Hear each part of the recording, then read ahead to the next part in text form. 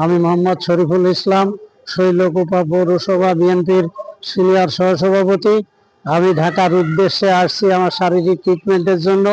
আজকে অত্যন্ত দলের মহব্বতের কারণে আমি আমার প্রিয় নেত্রী, দেশ নেত্রী বেগম খালেদা জিয়া, তিনবারের প্রধানমন্ত্রী এবং শহীদ প্রেসিডেন্ট জিয়াউর রহমানের কবর জিয়ারতের উদ্দেশ্যে এখানে উপস্থিত হয়েছি।